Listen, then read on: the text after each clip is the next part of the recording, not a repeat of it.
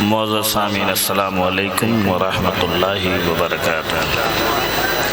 نحمدہ ونصلی علی رسولہ الکریم، اما بعد فاعوذ باللہ من الشیطان الرجیم، بسم اللہ الرحمن الرحیم۔ انا لا نضیع اجر من احسن عملا، آمنت باللہ، صدق اللہ مولانا العظیم۔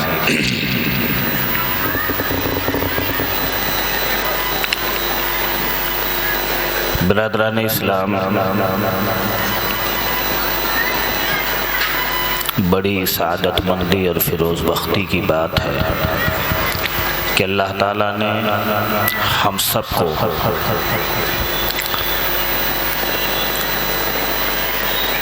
اس جگہ پر سابق قاضی شہر کانپور حضرت علامہ ریاض احمد حشمتی علیہ رحمت و رضوان کے روحانی شامیانے کے نیچے بیٹھ کر کے سرکار غریب نواز علیہ رحمت و رضوان کا ذکر کرنے اور سننے کی سعادت ہم سب کو حاصل ہوئی۔ 11:30 بجے تک یہ پروگرام چلنا تھا، 11:15 بجے 11:20 پر تو میں آپ کے سامنے آیا۔ بہت دیر سے نعت و منقبت کا سلسلہ چلتا رہا۔ علماء کرام کی ایک بڑی جماعت یہاں تشریف فرما ہے۔ حافظ ذکی صاحب کی کاوش اور ان کی کوشش سے یہ پروگرام منعقد ہوا۔ بڑا کام کرتے ہیں، اسرائیل بھائی کے مکان میں مدرسہ چلاتے ہیں، پڑھاتے ہیں بچوں کو، اچھا کام ہے، اللہ قبول فرمائے۔ جہاں تمام بڑے اور اہم لوگ یہاں تشریف فرما ہیں، وہیں پورے شہر کانپور میں ایک شجر سایہ دار کی حیثیت رکھنے والی عظیم الشان ذات، عالم علماء بلد، جامع معقولات و منقولات، حضرت علامہ و مولانا و بالفضل اولانا مفتی محمد الیاس خانوری مدثر اللہ العلی و نورانی مفتی اعظم کانپور تشریف فرما ہے۔ بڑے سنجیدہ اور بڑے مختصر وقت میں آپ سے کچھ باتیں لے کر کے حاضر ہوا۔ ہمارے دوست کرم فرما حضرت مفتی عرفان امجدی صاحب قبلہ، مولانا عرفان صاحب مصباحی صاحب قبلہ، ہمارے دوست مولانا ارشاد صاحب مصباحی قبلہ، یہ سبھی لوگ تشریف فرما ہیں۔ بہت سنجیدگی سے میں کچھ شعر آپ کو سنا دوں، اس کے بعد آپ تھوڑی دیر آیت مطلوعہ کی روشنی میں تقریر سنیں۔ ایک مرتبہ آپ محبت سے سبحان اللہ کہتے ہیں۔ محبتوں کے حسین گلستاں میں رہتے ہیں، محبتوں کے حسین گلستاں میں رہتے ہیں، خدا کا شکر ہے دارالعماں میں رہتے ہیں۔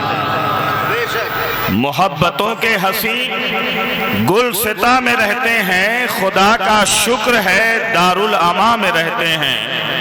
ہمارا بال بھی بیکا نہ کر سکے گا کوئی، ہمارا بال بھی بیکا نہ کر سکے گا کوئی، ہم اپنے خواجہ کے ہندوستان میں رہتے ہیں۔ ہمارا بال بھی بیکا نہ کر سکے گا کوئی، ہم اپنے خواجہ کے ہندوستان میں رہتے ہیں۔ اور یہ چند شعر سنیں کہ لے کے دربار میں آئے ہیں عریضہ خواجہ، ہم یہیں سے عریضہ پیش کر رہے ہیں۔ لے کے دربار میں آئے ہیں عریضہ خواجہ، آپ اچھے ہیں بنا دیں ہمیں اچھا خواجہ۔ لے کے دربار میں آئے ہیں عریضہ خواجہ، صوفی صاحب ہیں کہ نہیں؟ لے کے دربار میں آئے ہیں عریضہ خواجہ، آپ اچھے ہیں بنا دیں ہمیں اچھا خواجہ۔ اور صرف اچھے ہی نہیں، آپ ہیں اتنے اچھے، صرف اچھے ہی نہیں، آپ ہیں اتنے اچھے، اچھے اچھوں نے کہا آپ کو اچھا خواجہ، اچھے اچھوں نے کہا آپ کو اچھا خواجہ۔ صرف اچھے ہی نہیں، آپ ہیں اتنے اچھے، اچھے اچھوں نے کہا آپ کو اچھا خواجہ۔ اور غنچہ یاد سے رہتی ہیں معطر سانسیں، غنچہ یاد سے رہتی ہیں معطر سانسیں، دل کسی حال میں ہوتا نہیں تنہا خواجہ، دل کسی حال میں ہوتا نہیں تنہا خواجہ۔ اور جو آپ نے کام کیا وہ سنیں آپ، ظلمت کفر کو ایمان میں بدل دیتا ہے، ظلمت کفر کو ایمان میں بدل دیتا ہے۔ آپ کے چہرے انور کا اجالا خواجہ، آپ کے چہرے انور کا اجالا خواجہ۔ اور یہ آخری شعر کہ آپ کے چہرے انور کا اجالا خواجہ، کاغذی نوٹ کئی بار ہوئے بند مگر، کاغذی نوٹ کئی بار ہوئے بند مگر، رائج الوقت رہا آپ کا سکہ خواجہ، رائج الوقت رہا آپ کا سکہ خواجہ۔ کاغذی نوٹ کئی بار ہوئے بند مگر، رائج الوقت رہا آپ کا سکہ خواجہ۔ برادران اسلام، ہم آپ یہاں ایک اللہ کے ولی کا ذکر کرنے آئے ہیں، سبحان اللہ، ان کی محبت میں جمع ہوئے ہیں۔ اور یاد رکھو، ولی کا ذکر کرنا، ولی سے محبت کرنا، یہ خیر ہے، یہ فعل حسن، یہ فعل حسن ہے۔ اور فعل حسن کرنے والے کا حال یہ ہے کہ اللہ ارشاد فرماتا ہے، اِنَّا لَا نُضِيعُ أَجْرَ مَنْ أَحْسَنَ عَمَلًا، کہ بے شک ہم ضائع نہیں کرتے ان لوگوں کے اجر کو جو اچھا عمل کرتے ہیں، اچھا کام کرتے ہیں۔ تو جو یہ کام ہو رہا ہے یہ اچھا کام ہے، اور رب کا وعدہ ہے کہ اچھے کام کا اجر ہم ضائع نہیں۔ سبحان اللہ۔ تو یہ سارے اچھے کام ہو، جنہوں نے پوری زندگی اچھا ہی کام کیا ہو، سبحان اللہ، تو ان کے اجر، ان کے ثواب کا کیا حال ہوگا؟ کیا ان کے مقام و مرتبے کا کوئی اندازہ لگائے گا؟ اب اچھے عمل کا اجر کیا ملتا ہے؟ آخرت میں تو ہے ہی ہے جنت، اس کا اثر دنیا میں بھی دکھائی دیتا ہے، اس کا اثر، اس کا نتیجہ دنیا میں بھی آدمی دیکھتا ہے۔ اللہ تبارک و تعالی اچھے کام کا اجر دنیا میں عزت دیتا ہے، محبوبیت دیتا ہے، مقبولیت دیتا ہے، شہرت دیتا ہے، اور آخرت میں جنت دے گا۔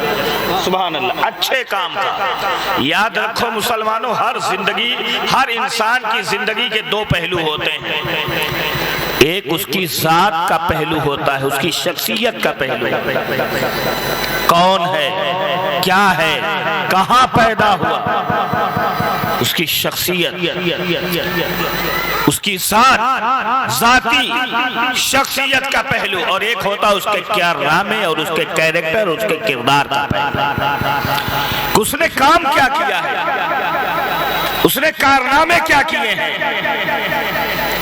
یاد رکھو، ہمیں دونوں پہلو دیکھنا چاہیے، ہمیں ذات بھی دیکھنا چاہیے اور کردار بھی دیکھنا چاہیے، دونوں پہلو پہ ہمیں نظر رکھنی چاہیے۔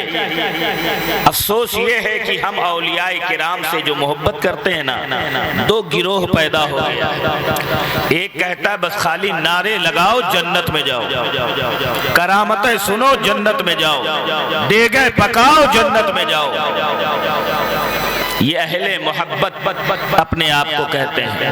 اور افسوس یہ ہے کہ جن کا عمل سے تعلق کم پایا جاتا ہے اور نعرے بازی سے تعلق زیادہ پایا جاتا ہے، یہ جماعت ہم سنیوں میں ایسے لوگوں کی تعداد زیادہ پائی۔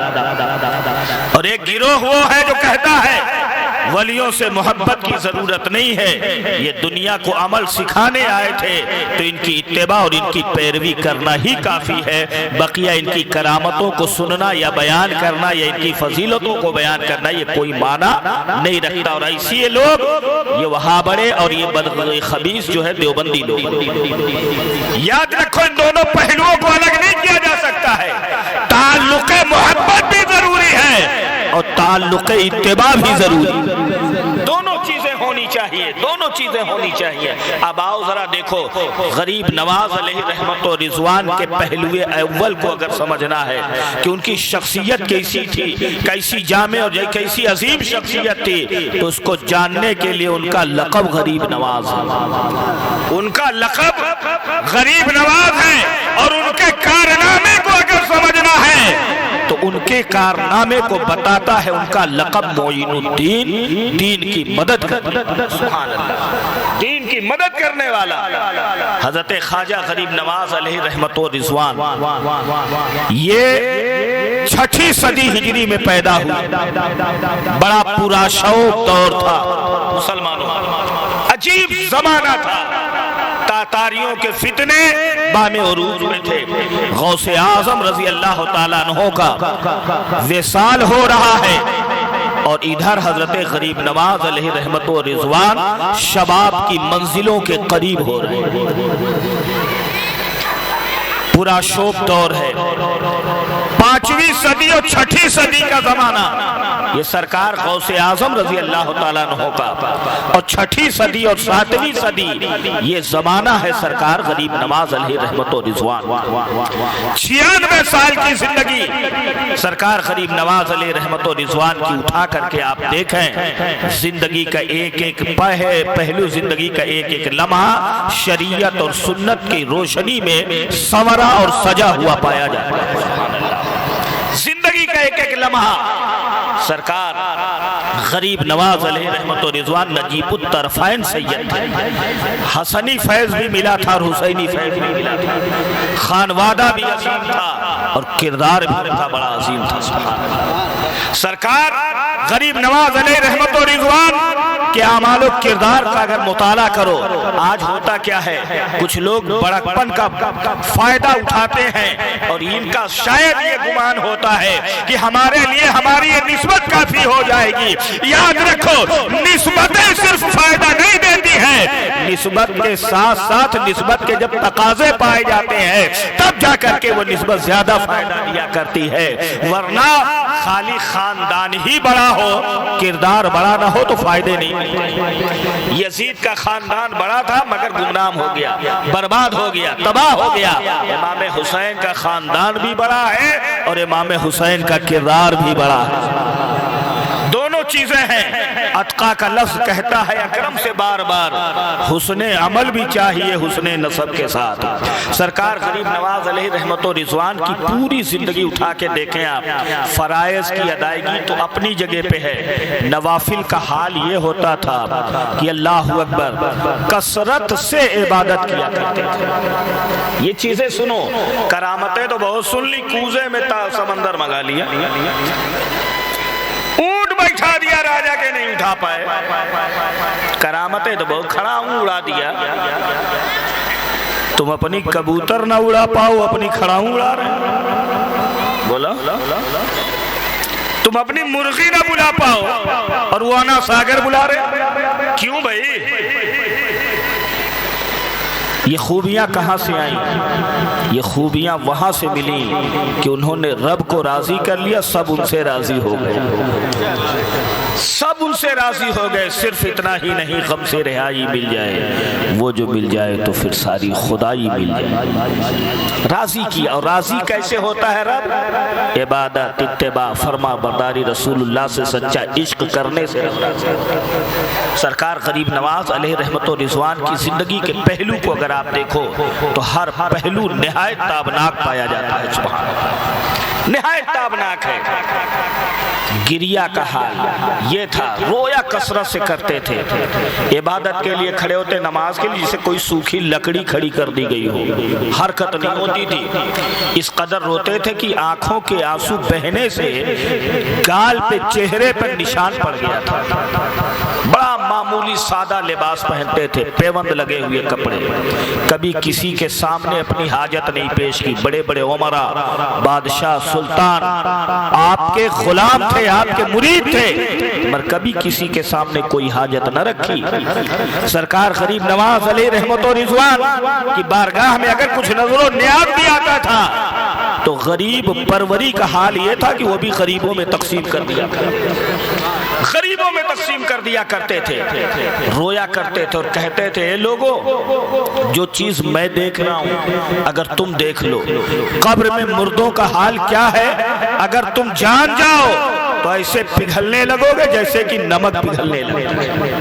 ابھی قبر تک نہیں گئے ہو، قبر کے باہر ہو، قبر کی ان منزلوں میں پہنچنے سے پہلے قبر کی تیاری کر لو کہ تمہاری قبر جہنم کا گڈھا نہ بننے پائے بلکہ جنت کا ایک باغ بن جائے۔ کوشش ایسی کرو۔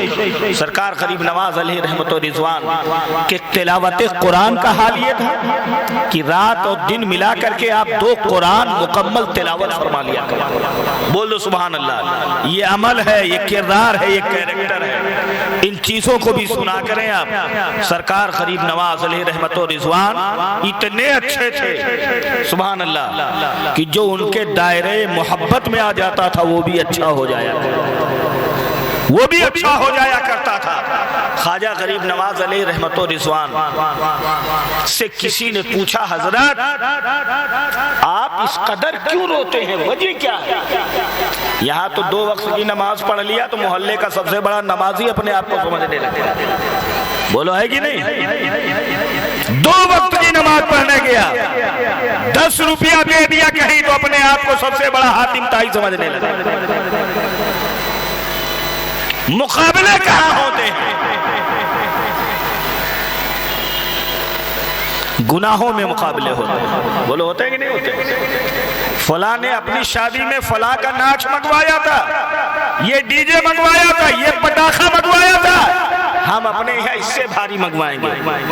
مقابلے یہاں ہو رہے ہیں، الجھن یہاں سے پیدا ہوتی ہے، بے سکونی یہاں سے آتی ہے۔ اب اس کے لیے چاہے قرض لینا پڑے، چاہے سود لینا پڑے، چاہے کسی کے آگے ہاتھ پھیلانا پڑے۔ نہیں مسلمانوں، آقا کریم صلی اللہ علیہ وسلم کی حدیث ہے کہ دنیا کی چیزوں میں ہمیشہ اپنے سے نیچے والوں کو دیکھو اور دین کی چیزوں میں ہمیشہ اپنے اوپر والوں کو دیکھا کرو۔ سکون ملے گا۔ اگر تمہارے پاس سائیکل ہے تو موٹر سائیکل والے کو مت دیکھنا، ایسے کو دیکھ لینا جو پیدل چل رہا ہے۔ دنیا کی چیزوں میں نیچے والوں کو دیکھو اور دین کی چیزوں میں اوپر والے کو دیکھو۔ اگر آپ 5 وقت کی نماز پڑھتے ہو تو یہ دیکھو بہت سے اللہ کے بندے ہیں جو تہجد اور اشراق بھی پڑھتے ہیں سبحان اللہ۔ اگر ہم نے 200-400 روپیہ دے دیا ہے کسی نیک کام میں تو ایسے بھی ہیں جو کافی مال اللہ کے راستے میں دے دیتے ہیں۔ بولو تو اترانا نہیں چاہیے کسی بھی عمل پہ۔ سرکار غریب نواز علیہ رحمت و رضوان کا کیریکٹر دیکھو، کتنا عظیم کیریکٹر، چہرہ دیکھتے تھے لوگ کلمہ پڑھا۔ آج مولوی صاحب تقریر کرتے کرتے اس عمر کو آ گئے، ایک بھی کلمہ نہیں پڑھنے والا۔ وجہ یہ ہے کہ ہم اسلام بتاتے ہیں، غریب نواز اسلام دکھایا کرتے تھے، دکھاتے تھے۔ دکھانا اور ہے، عمل کر کے بتانا اور ہے، اور سمجھا دینا۔ خواجہ غریب نواز علیہ رحمت و رضوان سے پوچھا گیا حضرت اتنے بڑے اللہ کے ولی ہیں آپ کے نانا نبی ہیں، آپ کو کیا پریشانی ہے جنت میں جانے سے؟ لگاؤ نعرہ، جاؤ جنت میں۔ نانا تو پہنچا ہی دیں گے جنت میں۔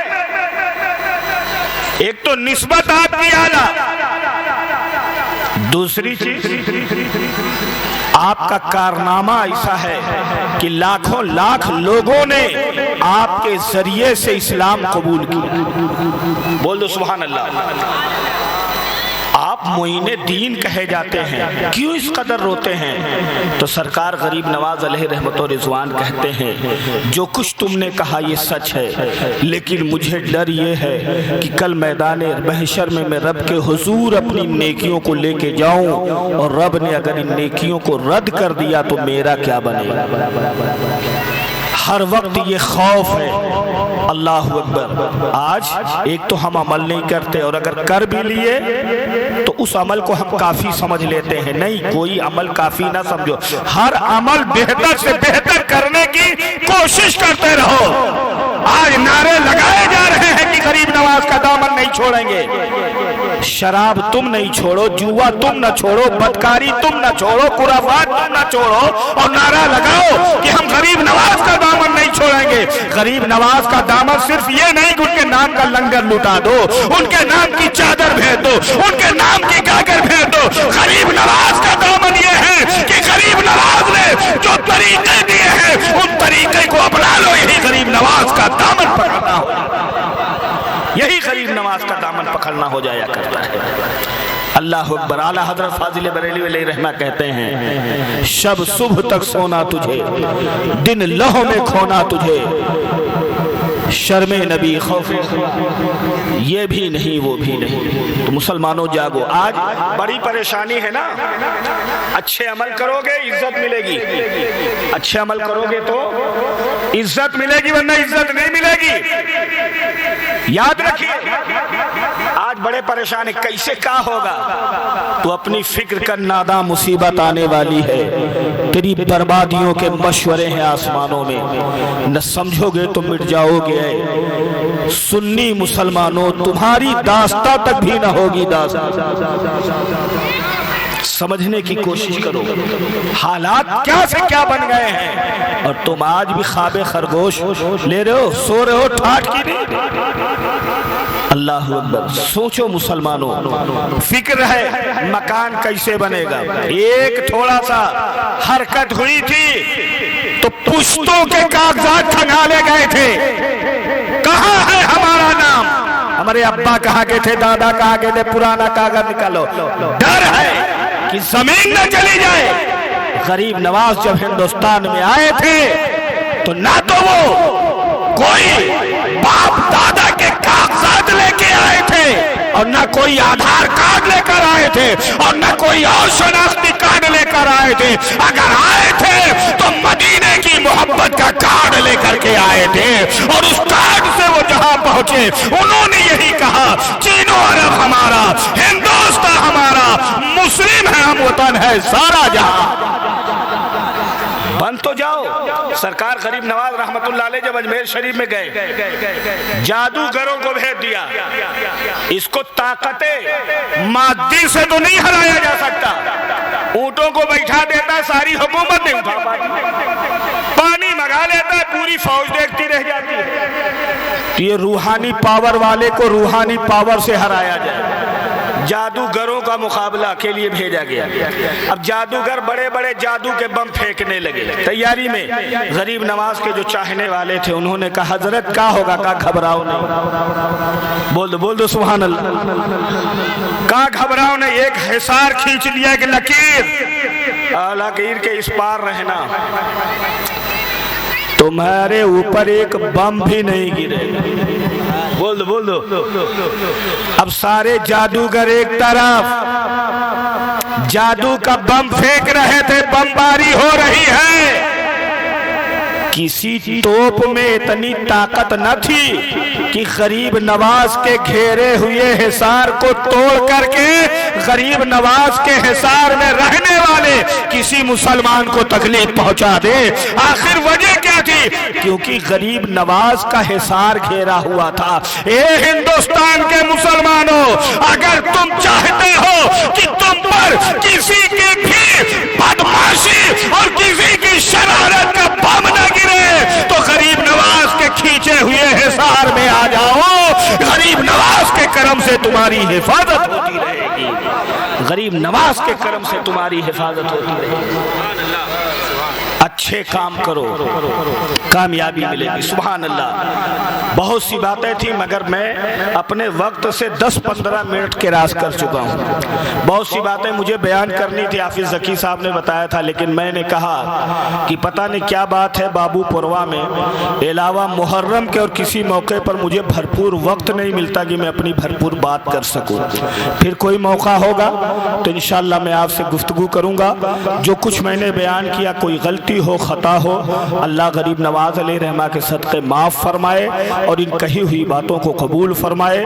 وما توفیق الا باللہ. السلام علیکم ورحمۃ اللہ وبرکاتہ.